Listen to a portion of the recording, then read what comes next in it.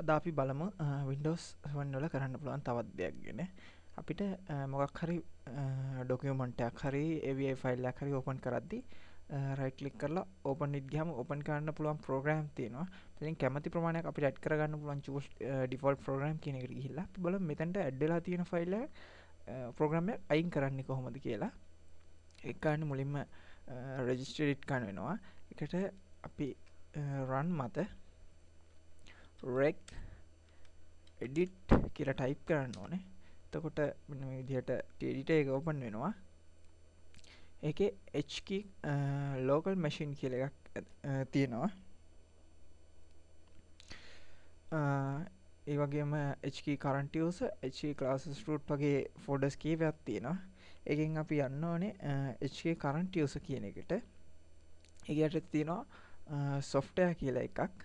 software යටතේ Microsoft කියන එක තෝරගන්න ඕන. Microsoft වල තියෙන Windows කියන ෆෝල්ඩර් එක අපි හොයාගන්න ඕන. ඒක පල්ලෙහාටම වෙන්න තියෙන්නේ. මේ Windows කියන ෆෝල්ඩර් එකේ current version කියලා එකක් තියෙනවා.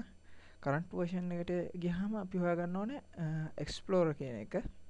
Explorer එකේ file extent කියලා එකක් තියෙනවා. ඒක හොයාගන්න ඕනේ අපි. මෙන්න මේක. ෆයිල් එක්ස්ටෙන්ට් යටතේ මෙතන ඔයාලට දෙනවා එක්ස්ටෙන්ෂන් ලිස්ට් එක. අපිට ඕනම AVI ෆයිල් එකක 3GP එක ෆයිල් ෆෝමැට් මෙතන දකින්න පුළුවන්. අපි බලමු උදාහරණයක් විදිහට මම මේ ගත්ත RTF කියන මේ ෆෝමැට් එක.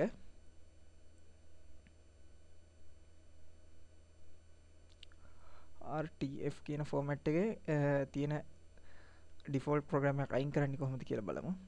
මේක ක්ලික් කරන්න ඕනේ.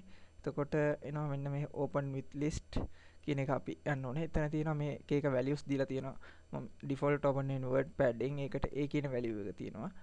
B කියන එකට Google Talk දීලා තියෙනවා. C notepad තියෙනවා. Firefox කියලා තියෙනවා.